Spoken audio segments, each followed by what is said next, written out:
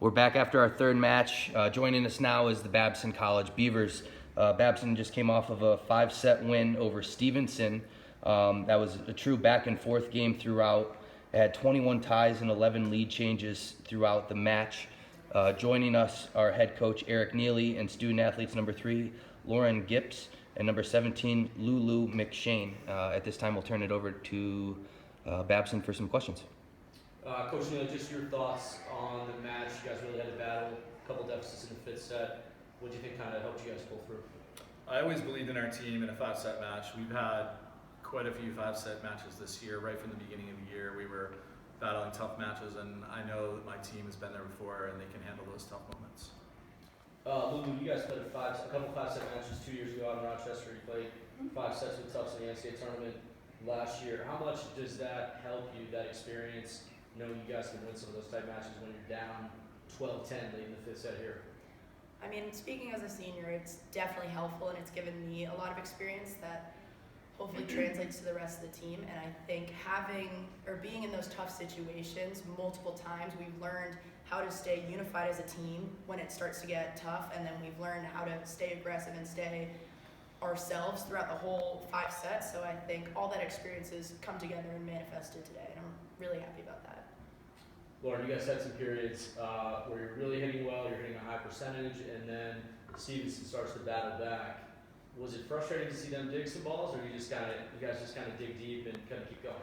Yeah, it's definitely frustrating, but I know my team has my back, and we're working on, our defenders are really good at calling where to hit. I think we're really improving on that, and I just know that if I don't get a kill, we're going to get set again, we'll get another opportunity, and I think our team is really good about that.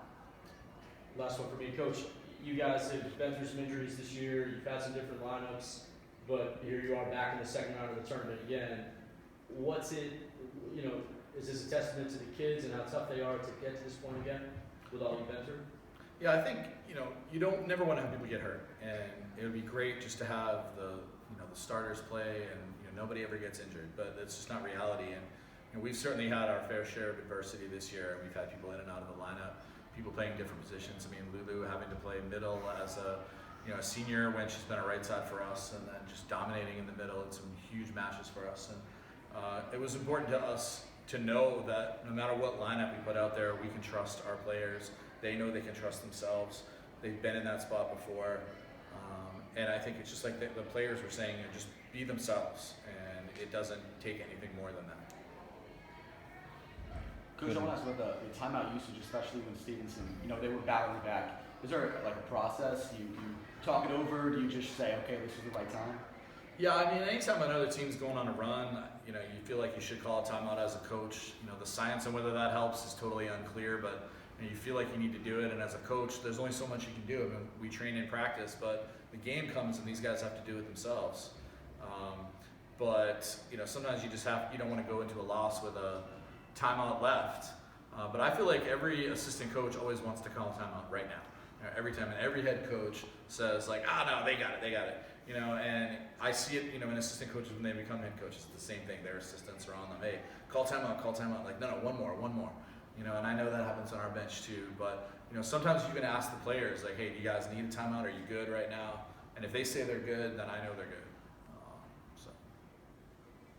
Yeah, I mean, you guys, as Babson, as a team, has never lost in the first round of the NCAA tournament. How important or meaningful is it to keep that streak going this year?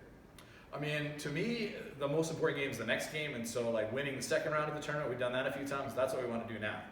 It's nice to win in the first round, absolutely. Having a bunch of tournament wins, that's great, and it's an amazing accomplishment for these ladies. And just to make the tournament is incredible.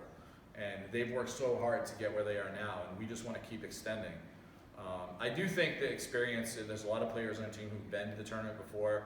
They've won games in the tournament, and they've also lost super close games in the tournament. I think last year we might have even been right there, maybe even scored more points than the team that beat us in a 5-set match. And we know how losing a tight match, it's tough. But we've been in a bunch, and we play so hard against each other every day in practice. Sometimes we get a little salty with each other, but it's necessary, and that lets me know that when they get in these big moments, they know the more aggressive team is probably going to be the team that wins in a 5-set match. And that was the case today. It's not always like you draw it up. Sometimes it's a weird dig and somebody reaches up and pokes the ball over the net, and that's what you're celebrating. So like, you can't always win pretty.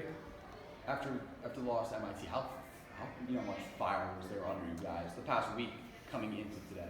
Yeah, that's loss stung a little bit for me. I would say, I felt like we didn't play the way we normally play, both emotionally, mentally, physically, and especially after having beaten MIT just a week before. I think we came and we knew what we had to do to beat them, and we just didn't do it. And I think we all looked in the mirror and said, like, that's not us, and that's not how we're going to play. And I think the players met as players, the coaches met. We all talked about what we had to do.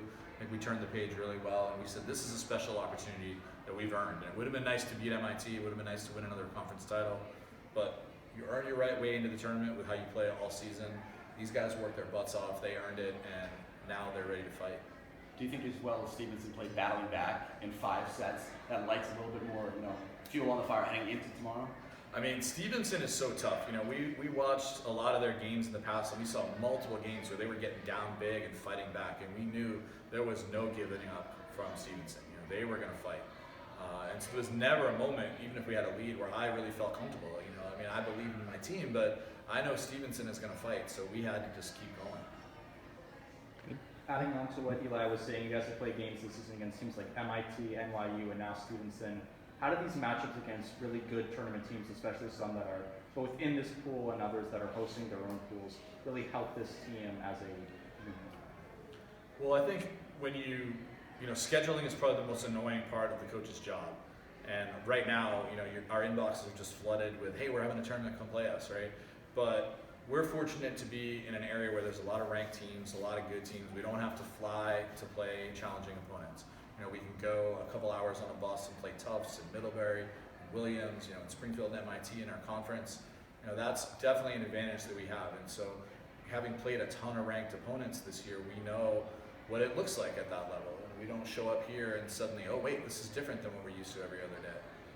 So we didn't come in today saying, you've got to play the best game you've ever played. You got to play the best you've ever played. No, just play the way you play. And if that's not enough, it's not enough. But that's how we're going to do it.